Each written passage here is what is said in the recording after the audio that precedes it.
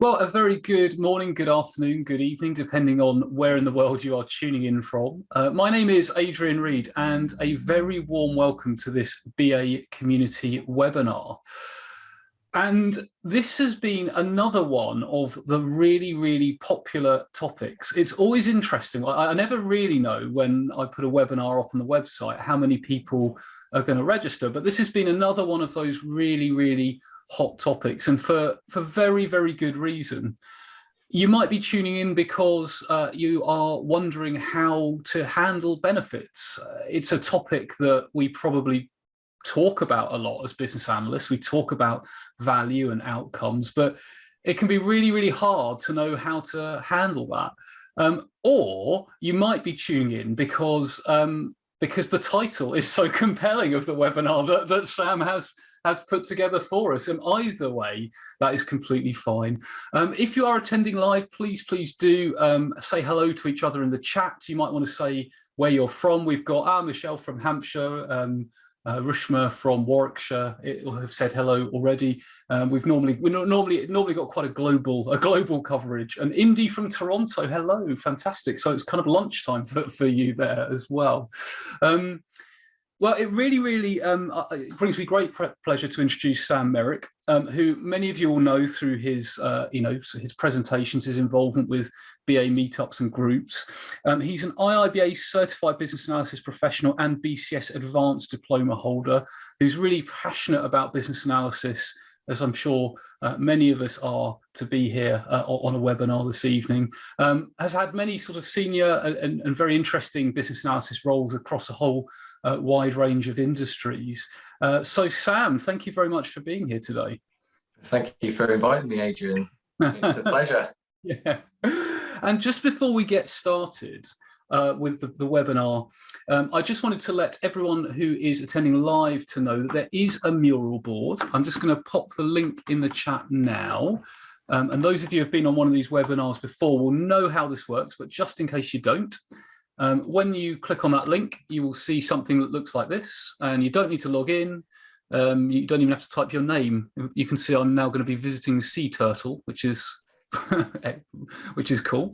And the idea is that there's a sort of shared space for us to collect notes. So when Sam says one of the many interesting things that you particularly want to note down or take away, you can just double click and add your ideas. So all you got to do is just double click, and then it's like a form of collective note taking. And you can see you can get even more creative with different colors and stickies, and you can even, if you want to, play with some of the other mural controls along the side there. So feel free to take notes as you go along. You'll also find on the right hand side there are, oh dear, didn't mean to do that. There are links where you can connect with Sam and a few other things along there thrown in for good measure as well. So I'd encourage you to take notes as we go along, and I will share that on social media, on LinkedIn afterwards. But without further ado, I would like to hand over to Sam, who's going to give us today's presentation entitled Benefits, Now You See Them, Now You Don't, Beware the Wizard of Woz. So Sam, over to you. Thanks, Adrian. So I'm sharing my screen. I think you can see it. Always good to get the thumbs up from Adrian. There we go. Fantastic. Again, thank you for inviting me here. So this presentation is more of a story, actually. It normally runs for about 25 minutes. I'm going to try and not be as fast as I normally am and whistle through it. So hopefully we can stretch it out just a little bit and give time to kind of bring some of the information that's there. As Adrian said, it's the title is Benefits, Now You See Them, Now You Don't, Beware the Wizard of Woz. And I like to give it a subtitle, An All Too Familiar Story that looks behind the curtain at why benefits disappear and business change. You can see a lot of puns there already. Beware and beware. I think an alert. So this is a fictional story, I have to say that. And any resemblance to real life people or organisations is purely coincidence. If you're self-reflected or you think that I'm reflecting myself there, then it's not, it's just pure coincidence. But any resemblance to the Wizard of Woz is not. It is heavy with puns. The more that you spot, the more points you get as we go through this. So please do enjoy that part of the story. There's also, as you may have already seen, terrible, awful drawing throughout this. I've illustrated it myself using a mixture of paint and PowerPoint, the tools at my disposal, hey. So feel free to enjoy how terrible the drawing is, but please do enjoy even more the story rhymes, and that's even worse. And it's extremely sad and very cringy at sometimes. So sometimes I may stop and shake my head at myself for allowing myself to retell this story again. So, what are you going to learn through the story before we begin? Well, first, there's a method for identifying benefits and relating those to business changes. Secondly, you'll learn about a framework for mutual benefit across different stakeholder groups and how to deal with those benefits over time. And you'll also find a way to deal with risk and uncertainty in early benefits planning and how to improve the accuracy of that benefit.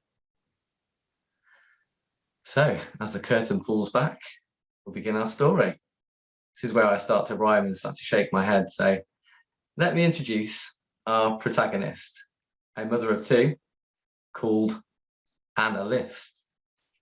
She's into her animals, and who knows why, like lions and tigers and bears. Oh my. Best of all, she's an experienced BA who moved to Kansas in the US of A. And there she set up as a consultant in a firm called Toto, where she uses her BA skills, you'll be happy to know. But there's something different that I ought to say. As well as the firm improving all things BA, she's banishing the work of the Wizard of Woz because of the disappearing benefits he does. That's the only bit of singing I'll be doing all throughout. But sorry, I had to do that. It is a song, yeah. So now, our story begins on a day that was Anna began working with a company called Emerald City. She said goodbye to her kids as she kissed them and grinned, and she headed off to Oz in a spinning whirlwind.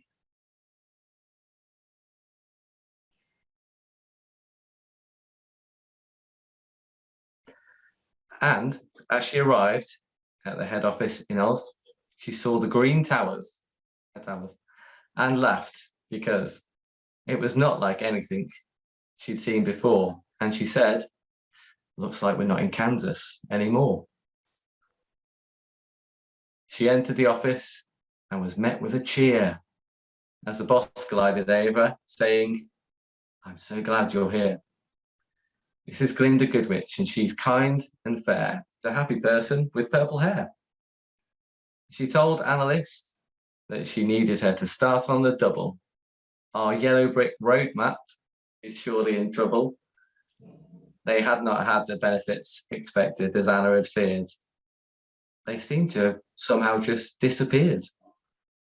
Anna looked Glinda in the eye and said, with no fear, "It sounds like the Wizard of Woz is at work here."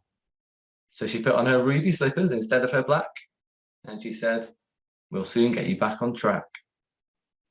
And as they slipped away past the yellow road map, in the corner of the office, Anna saw a miserable chap. She said, "Hello, sir. Why do you look so low?"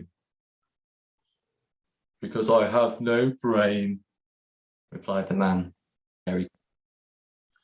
He explained why he had the most miserable of faces. "I'm the guy who's supposed to write business cases. Some people state benefits, but I don't understand why.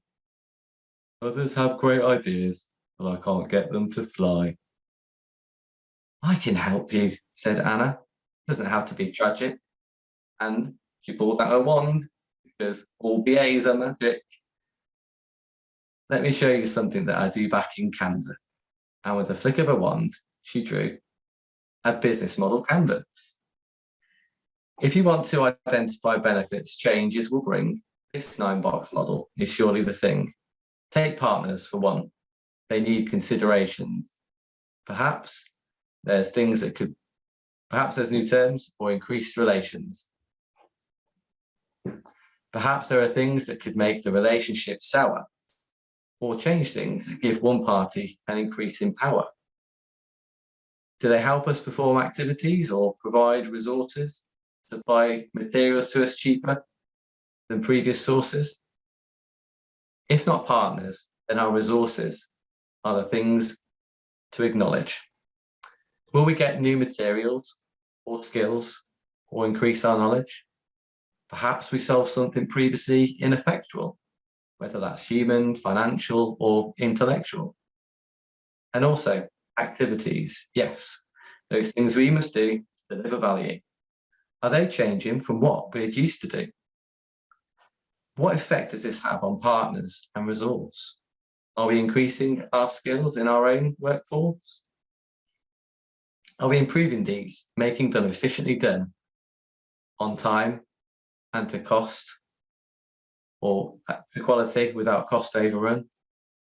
Are we increasing automation through data and applications, providing consistency will meet customer expectations?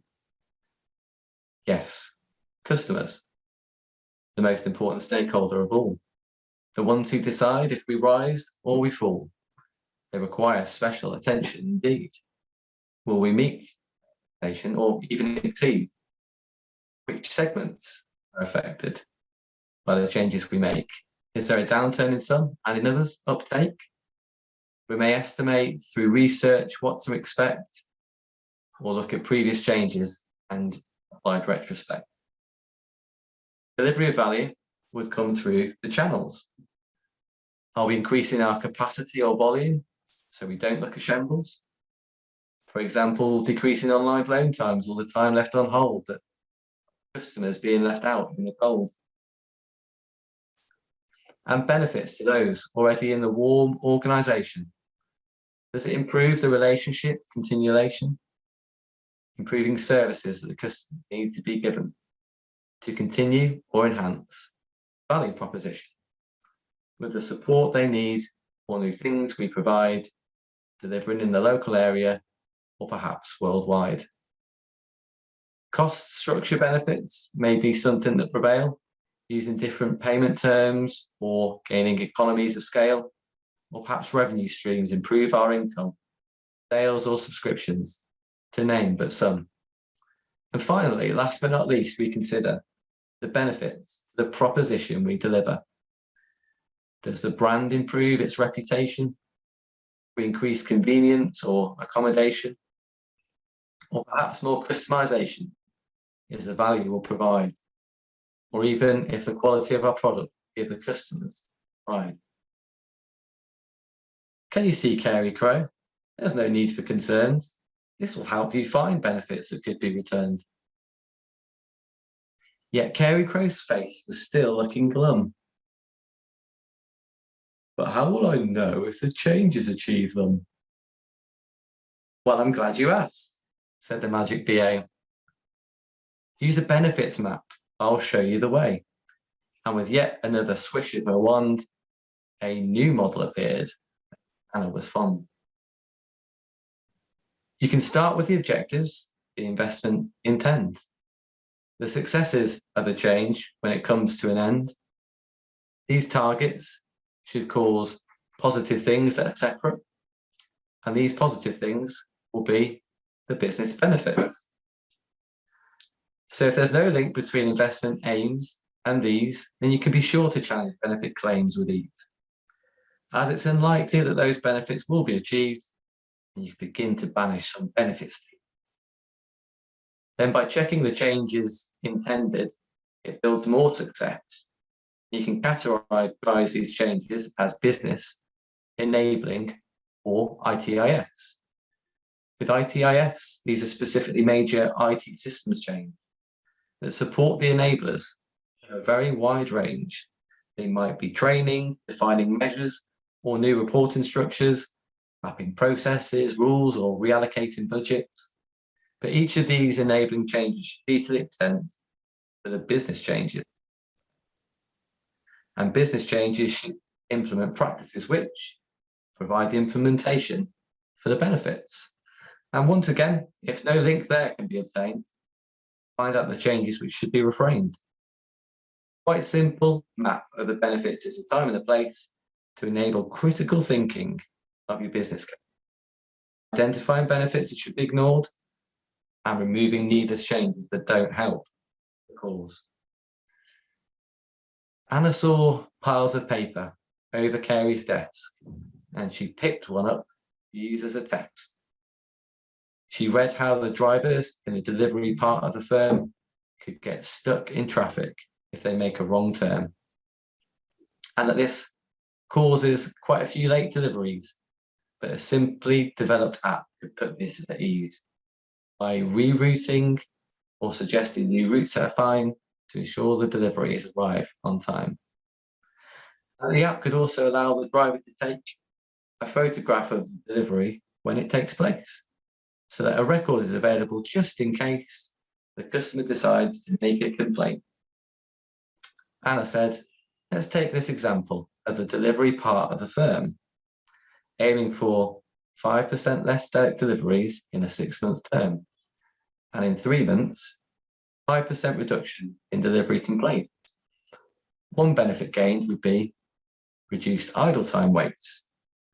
2 of the benefits would be a success are delivery evidence and remote access. So let's look at the changes enabling these things so we can relate each one of them to the benefits they bring. The ITIS rollout of phones to staff and the development of the mobile app enable location data and apps to be downloaded and the driver biometrics to be uploaded. By implementing push notifications while they're in their vans, allows suggested routes to avoid sitting in traffic jam. So less idle time and stuck having to wait, reducing deliveries that would otherwise have been late. And implementing secure login and photo deliveries done. Provides evidence so that complaints are won, and secure access that proves it was delivered by staff and there's no subcontract on their behalf. With all of these enablers related, you can see clear as day how the changes and benefits are linked. Then Anna asked, how do you feel now, Mr. Crow? I'm feeling, he answered, raring to go. Big smile there, Adrian as well. And in the blink of an eye, the glum-looking face was smiling as he set to work on his business case. Now, after her lunch break of a sandwich with ham, Anna went outside and saw another glum-looking man. Hello, said our hero. You look awfully dim. Is there anything I can do to help you to grin? Ah, you must be Anna, he said. My name is Tim, man. Carey Crow said you helped him, so maybe you can. He told Anna that he's responsible for timings and scope, but when it comes to these things, don't have a hope. I can't figure out any benefit delivery dates. Our scope MVPs our stakeholders hate. Anna understood and offered to help the poor. Did Carey tell you about the benefits, Matt? He did, said Tim. And the delivery example. That's great, replied Anna. Let's use that as a sample. And with that, flicked her wand, and before them appeared the benefits made Anna cheer. Hooray. Let's change this model up by adding a time dimension. Still afraid of Tim Mann's attention. As Anna flicked her wand, the model then changed into a timeline. And Tim, believe it or not, was amazed. If you plot all the enabling changes out across time, as I've shown, then add benefits and objectives as corresponding milestones, you'll create a benefit timeline a powerful tool, then you can plan benefit delivery and not look a fool. Wow, said Tin Man. That's really quite great. Oh, but what about dealing with MVP hate? Maybe Carey told you about the business model canvas. Yes, said Tin Man, and that you've used it in Kansas.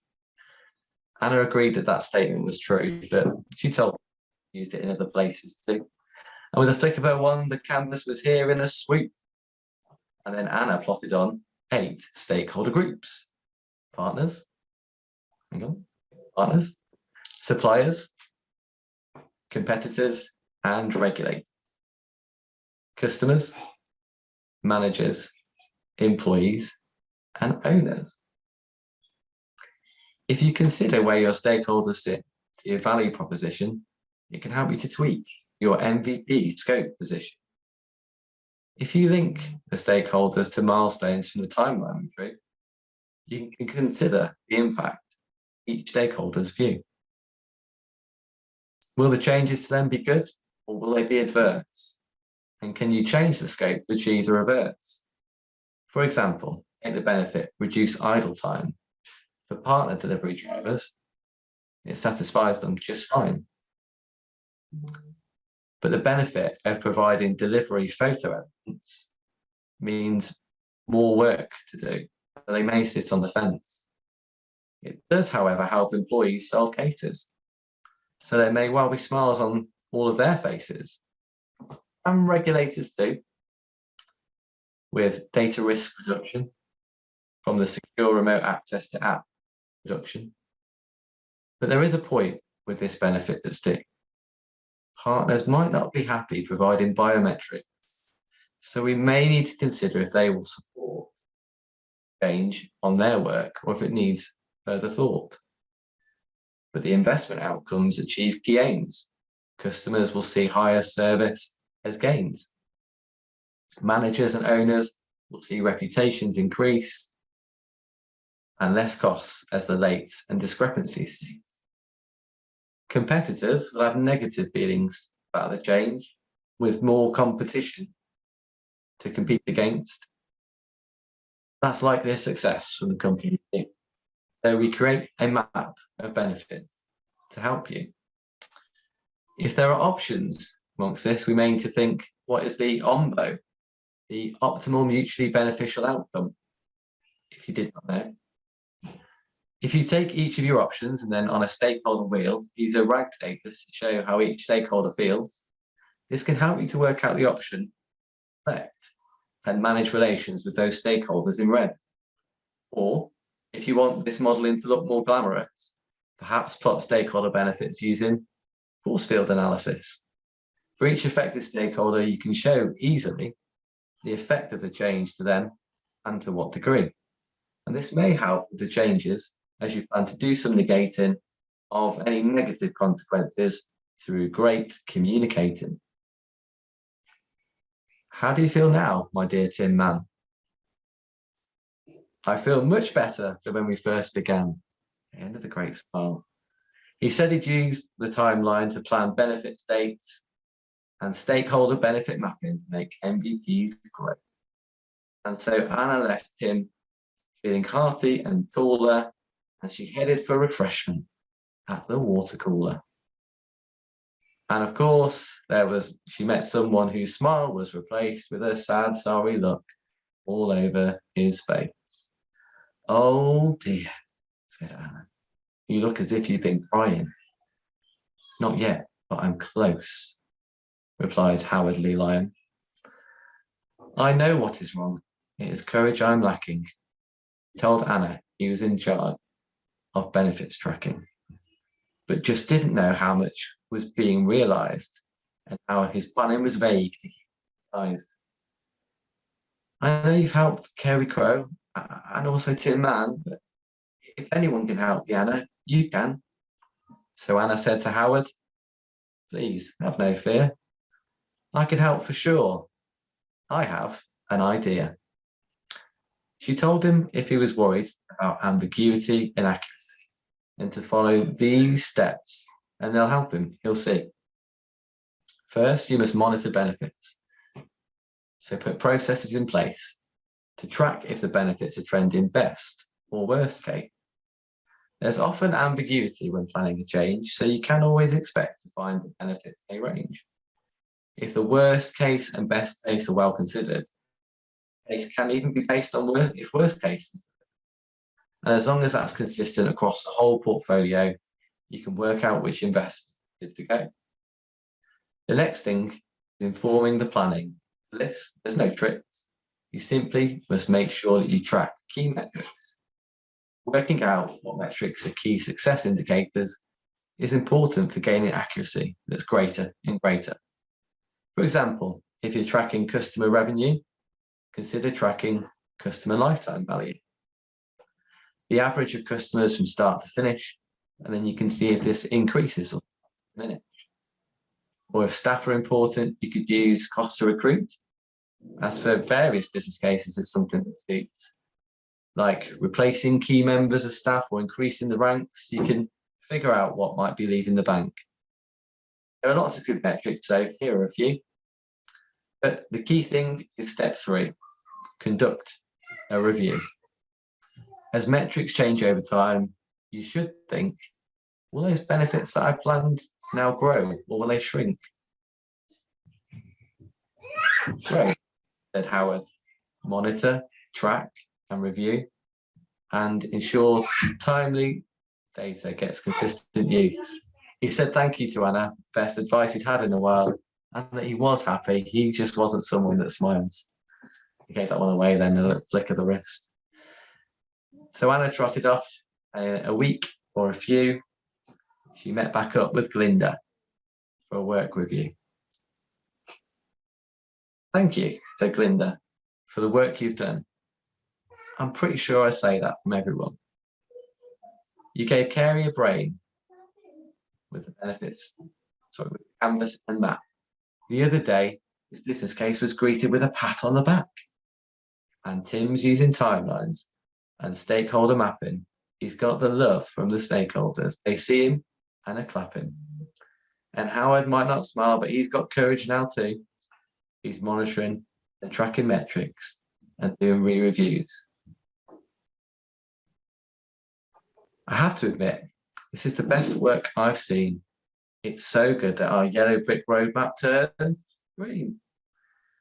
There's just one thing left, Anna, and that is because I did not see any Wizard of Woz. And Anna said, this is something you must learn. There's only one way to stop learn.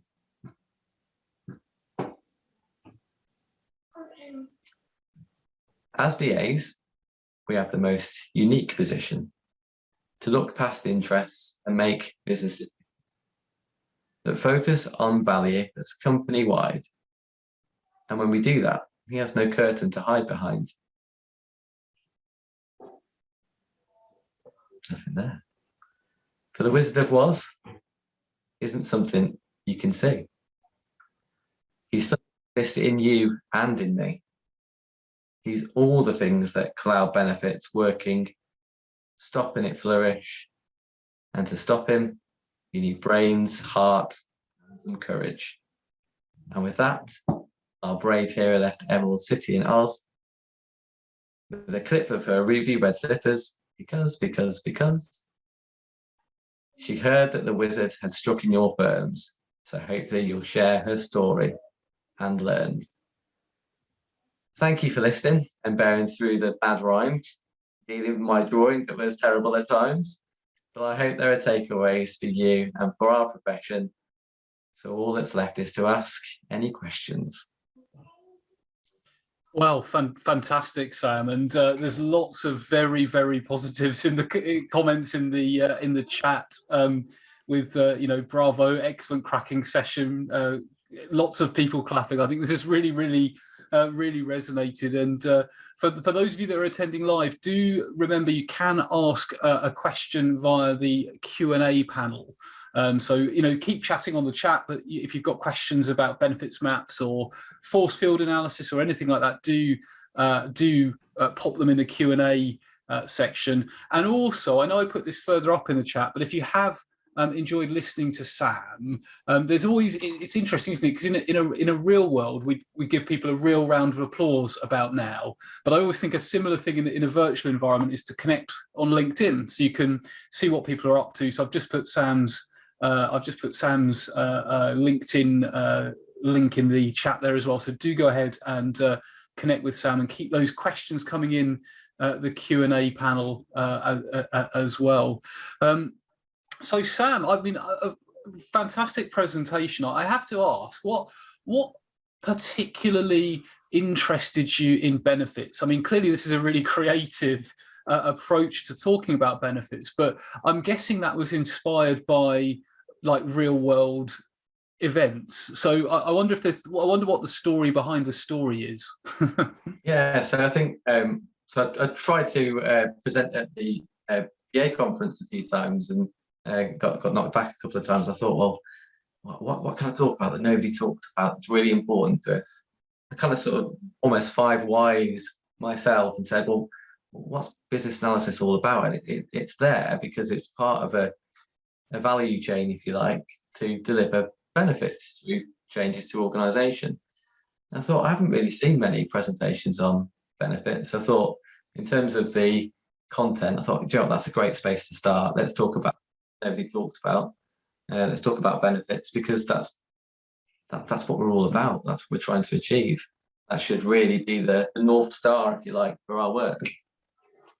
Yeah, definitely. So we've got one question in, which is specifically about the actual technology you've used to create the presentation, which is again a huge compliment. It's a question that's been submitted anonymously, and if you're on live, you can submit anonymously if you don't want me to read your name out. But it's, what tool did you use to create this fantastic animated presentation? Honestly, I just used Paint to do it. Just Paint and a mouse, and then cropping it into PowerPoint. Yeah, it might have took quite some time. I'm sure that there was far better software out there, and when I come to do my next story, I'll have to try and figure out what that is and use that perhaps. But actually, there's something quite nice about it being very childlike. Yeah. I think really that's kind of why I wanted to tell a story as well. I've got 2 young children, do bedtime stories. They love the stories that rhyme, the Gruffalo, etc. So it kind of felt like that was something that would bring into the business space, like so yeah, that kind of combination between childlike drawing and poem story, yeah, quite good. Yeah, and it's sort of interesting, isn't it? Because there is that whole element of storytelling that's important for sort of making ideas stick. There's that old expression I remember hearing years ago, which is, facts tell, stories sell. And I think it's true, isn't it? Like often if we're talking about benefits, actually there's got to be a story. Like, people, there's the pure facts of the benefits, but there's often a story. It's selling a compelling vision type of thing. But moving on to our next question, Debbie asks, what about tracking the benefits once the project has been delivered? The challenge being that BAs move on to the next thing, and I'm sure we all know that pain. Everyone's disbanded, everyone's on to the next busyness type of thing.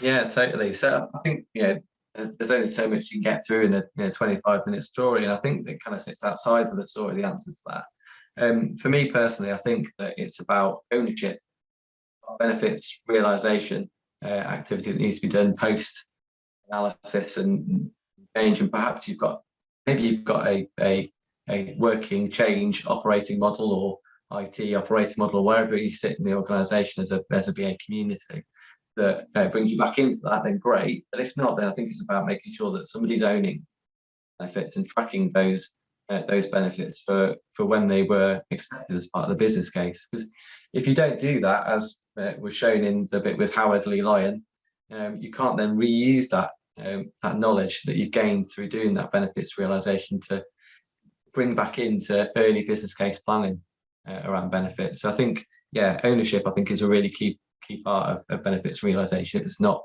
already being done within the kind of the business analysis community.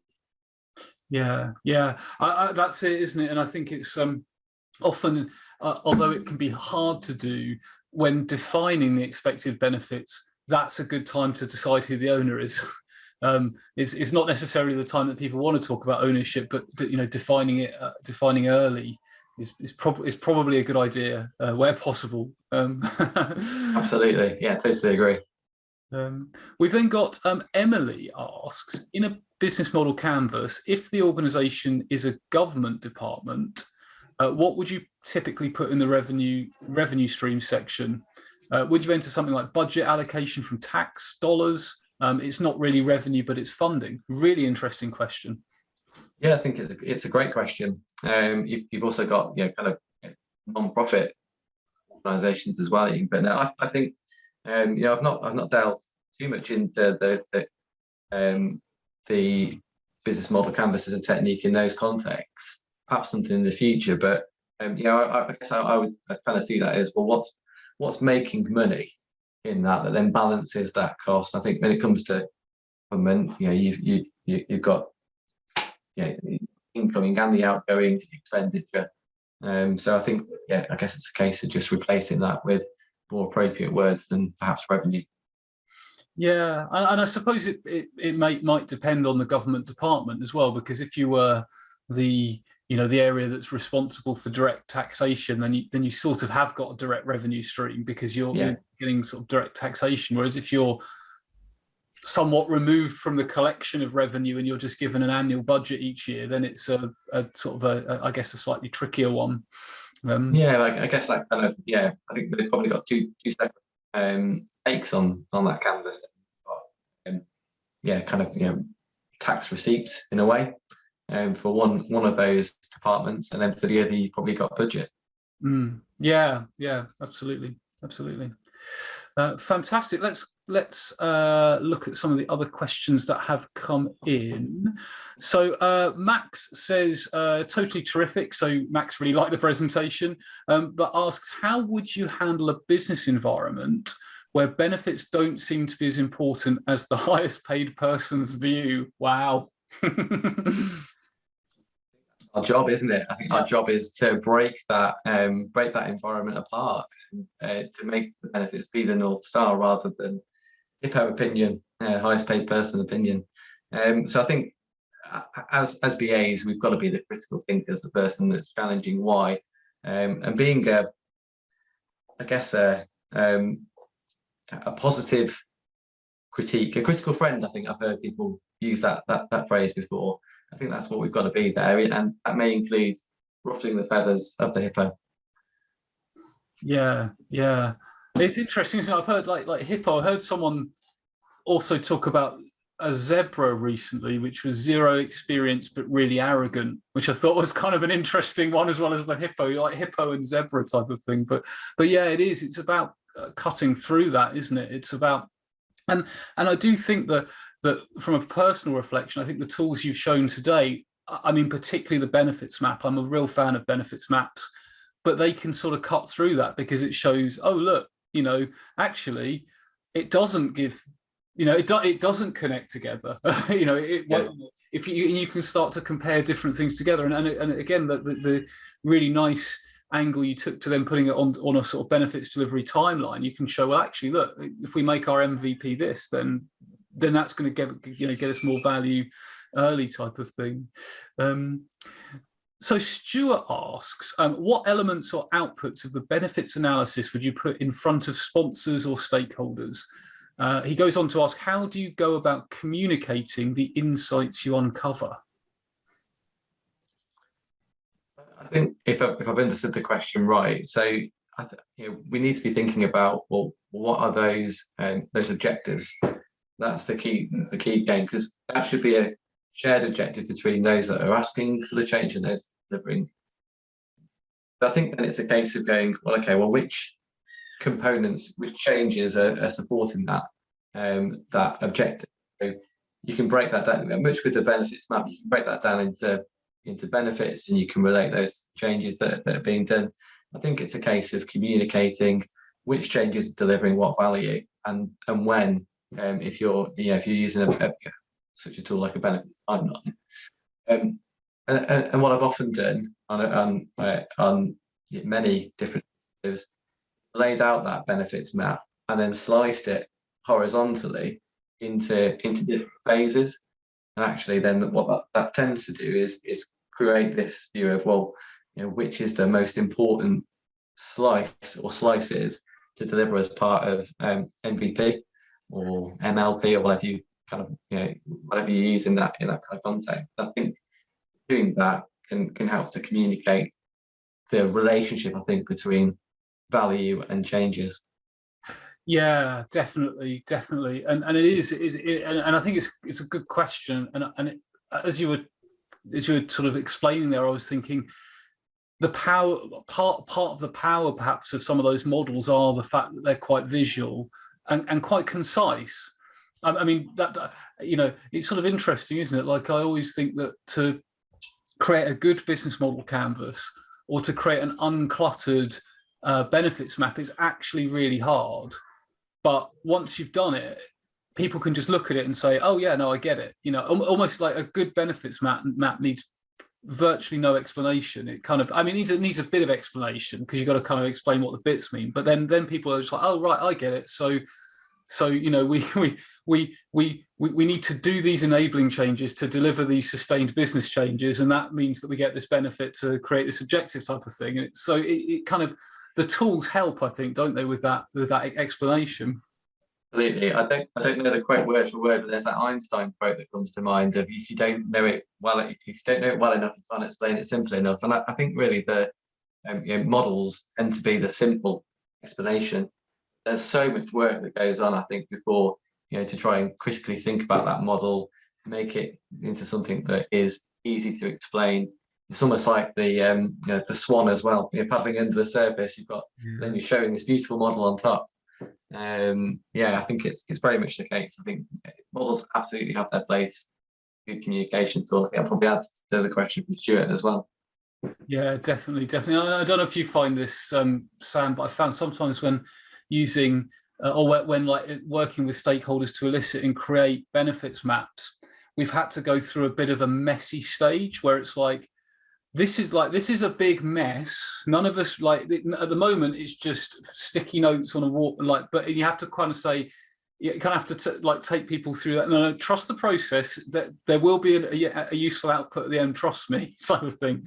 Because you know what it's like, people will come up with all sorts of stuff and you have to theme it and collect it together. Have you found that kind of messy stage as well? Yeah, exactly. There's something in the back of my head that there's a model somewhere which is mess finding and problem finding, and I can't quite remember where I've seen it, but I guess it's kind of going through that process, isn't it, of untangling the mess. Exactly. Metaphorical ball of wool into one single string, or perhaps even multiple strings that all deliver different benefits. Absolutely. Ben asks, do you have any tips for helping people writing business cases to learn the difference between objectives and benefits (brackets outcomes)? So the differential between objectives and benefits (brackets outcomes). Yeah, I think it's really different. If you go to different sources, you get different definitions. I think the most important thing is to define it and to have a consistent definition of it that you use. What I tend to use personally is your investment objectives have a financial aspect to it, and measurable. They've got a kind of almost a smart measure, if you like. You can see that measure over time. And your benefit, or your multiple benefits, I think there's often a one-to-many, or even sometimes a many-to-many relationship between benefits and objectives. Your benefits could be, well, what's the positive thing for any given stakeholder? We're going to use 8 stakeholder groups in the mapping onto the business model canvas there, but you could use lots of different groupings, or even you could even break one of those groupings out, like a customer example. There's not just one customer, right? You've often got different customer segments, and you can think about what the benefits are to each of those different segments. Yeah. So I think, yeah, for me, it's about benefit to stakeholder versus financial outcome or Yeah. target.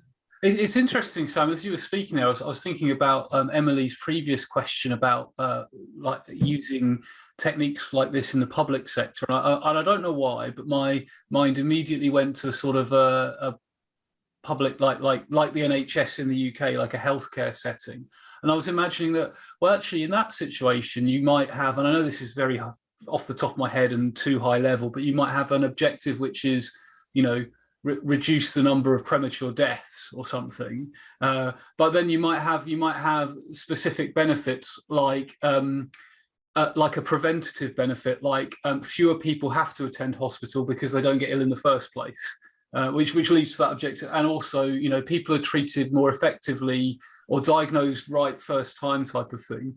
So I suppose, and I haven't thought this through, thinking on the top of my head, but you could have that more, I suppose it's the objective has to have that smart element about it, but it could be counting stuff other than dollars or pounds. Yeah, no, absolutely. Again, I think it depends on a number of things. It depends on the definition you set. I think that absolutely has to depend on the context of the organisation. Again, you're right. You're right to call out the question that Emily asked earlier. You know, what does this look like? And it isn't about making money. Like, yeah, government, NHS, you know, places like that where there may be a different definition, and that's driven by the context. I think it'd be really interesting to see how that all works, or to find out how that works. Yeah, if anyone works in a healthcare setting or a public sector setting that has the answer to that, then put it in the chat, because that'll be really interesting. Adrian and I definitely don't have all the answers, I'm sure. No. I mean, we can try. So Emily's actually just put in the chat that she thinks of the objective as the gap we're trying to overcome, whereas the benefit is the result and what it means for the stakeholder and how it impacts their life. I really like that, and that is such a rich comment. I'm going to have to mull that over, so I'm going to copy and paste that, Emily, because I reflect on things like that, because there's a lot in that. Yeah, that does sound good. Yeah, thanks. So thanks as always, Emily. So we have a comment from Indy, more of a comment than a question, I think. But Indy says we used the business model canvas at IIBA, and revenue was represented by number of members, chapters, and certificate holders, etc. So again, that's really interesting. If you're a not-for-profit, then you of course need enough revenue to stay solvent and to pursue your aims. But the aim, you know, if you're a not-for-profit like the IIBA, the aim should absolutely never just be revenue streams, because it's about serving your members type of thing. So yeah, a really interesting point there. And Michelle asks a particularly relevant question, and I don't know if you can yet share the answer to this, but you might be able to, which is, will Sam be presenting at this year's BA conference, the BA Conference Europe in London? I'm sure he has lots of stories to share. So are you able to divulge anything about that, Sam? I have put an application in, and I'm very hopeful to be there. So there is a story that I'm working on. So hopefully all goes to plan and I can be there and deliver the next instalment around the story of Anna Lizst. Yeah, which would be fantastic. Well, fingers crossed. I mean, it seems like a pretty good cert that you'll be there. And for anyone who's not familiar with the BA Conference Europe, it is well worth checking out. I'm just going to. So I haven't got the URL handy, but I'm just going to pop the URL in the chat for anyone that might be interested. The agenda isn't out yet, I don't think, but it's in September. So, and it's going to be in person, fingers crossed, for the first time in 2 years. So, yeah, so absolutely. Great. Well, if there are any final questions, do pop them in the Q&A. We'll cover as many as we can in the time that we have left. I'm just going to have a quick look in the chat, because I know there's quite a lot of chat coming in as well, which is always good. So Michelle adds, I always think there are only ever 3 reasons for a project: to increase revenue, save costs, or reduce risk. Ultimately, every benefit has to lead to one of those 3, which is a really interesting perspective. I remember Ellen Gottensteiner if anyone remembers Ellen, who wrote a lot in the agile space. I haven't heard her speak for a while. She used to be about 10 years ago. She was releasing a lot of books and things, but she used to talk about Irakis, which was increase revenue, avoid costs, improve service, which has always stuck with me. That's kind of similar-ish to what Michelle was saying. Yeah, no, I think I'd add to that. I probably would side more with I can't remember the name, Adrian. Apologies, Michelle. Oh, no. I mean, the person you mentioned. Oh, Ellen. Yeah, because I think reducing risk for me, and this might just be a way of looking at it, that's trying to save costs, because it may be a cost that that could happen, but obviously there's a risk there. It may or may not materialise. So I think improving the service, which may not be at a revenue or for a cost saving, but I think that absolutely makes sense. I think to be a driver of a piece of work. Yeah. Rushma has said one aim of some public sector projects is keeping up with competitors, which is such a profound statement, but such an interesting one, because of course we might think that public sector organizations don't have competitors, but they do have substitutes. Like, even if they don't have direct competitors, often they do have substitutes. That's a whole really, Rushma, you should come and talk and stuff, because that we could fill an hour of fascinating stuff. Sounds fascinating. And Debbie adds, even with the private sector, it's difficult when benefits are intangible. And yeah, like, if you've ever, as some of us probably have, worked on a staff engagement, employee morale type project, it's okay, you could say happier employees means more profit, but that's probably not ever going to be attributable, and it's probably not the reason you're doing it either. I wonder, as a general point, Sam, have you come across mechanisms for dealing with intangibles, or do you just tend to put them as an intangible benefit and and sort of almost don't pretend we can measure them? I think it's a really interesting point. So I've swung from one way to the other with this at different points. I'll probably depend upon my mood. But I've definitely been in a room where we've said that something's intangible, and I said, well, what price would you put on that? And you can get to that point where you're using a measure. It doesn't have to be money. Using a measure for your benefits. I think that's a good point to get to. But then equally, there's not an exact science around that either. So having things as intangible is sensible in some context. Well, I don't know. It's a really hard one. I keep going around. Yeah, that piece. Me too. And I mean, one thing have found useful is, in fact, I think it probably came from the same source as the benefits map from the book. Well, I believe the original source is a book called Ward and Daniel, by Ward and Daniel, and I know I'm really testing my memory now, but they talk about benefits being financial, measurable, quantifiable. There's 4 categories, and the idea being that there are some that you actually can measure, but only in retrospect. But you want to push them up that stack by finding some kind of proxy measure type of thing. So yeah, it's a really interesting one. Yeah, well, fantastic. Well, thank you, Sam. So much stuff coming in on the chat. There are people suggesting a public sector versus private sector panel session, and nominating people in the audience to be part of that panel. So excellent. Well, everyone, you've probably got my email address, or you'll get it when the recording goes out. So if anyone is if you're serious, then get in touch, because we could definitely make that happen. Great. Well, all that's really left for me to say, Sam, is a massive thank you, because I can absolutely say without hesitation that was a fantastic presentation. I haven't even got a chart. I haven't even got to look at the mural yet. So let's just have a very quick a very quick look before we look at closing. And I know at one point someone put in the chat that they were too busy listening to write on the mural, but we've got stuff there about I can see a benefits map there. I can see the business model. I can see oh wow, that's like, I guess that's Kansas.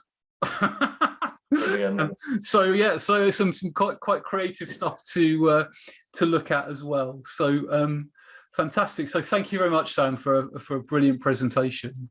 No, thank you for inviting me, Adrian. It's a pleasure. I love telling that story. So yeah, thank you very much. You're most welcome. And those of you that are tuning in live, do just hang on for just a couple more minutes, because I've just got a couple of things to mention to you. I just need to get the URLs handy, so just bear with me one moment. So next webinar is coming up on the May the 19th. It's playfulness in facilitation using liberating structures, which is a fascinating topic. I'm really looking forward to that one. So that is on May the 19th. The link is in the chat now. There is also a BA open mic night happening before that on May the 4th. So Star Wars Day there, of course. May the 4th be with you. If you've not been to the BA open mics before, they're very different. They're not recorded. It's, rather than being a webinar, it's normal Zoom where everyone can see and hear each other, everyone else. You can opt for have a 3-minute speaking slot to talk about anything you like, BA related or even tenuously BA related. And there's a really nice group of folks who normally attend, and some people, come to some and not others. So do come along to that. And then the other thing I just need to mention very briefly is BA Digest, which, if you've not seen, BA Digest is a completely free, and I'm just going to share my screen here, so you should be seeing it here. Completely free magazine. You don't even have to sign up. Literally, you can just click download now or view it online. There's a whole bunch of business analysis related articles in there. Including, there's some like job ads and stuff. So take a look. You can see there's like a whole bunch of articles in there as well. So if you haven't seen that already, do check the link as well. But we are heading towards the half past the hour, so I will formally close the webinar there. So again, a massive thanks, Sam, for a captivating presentation.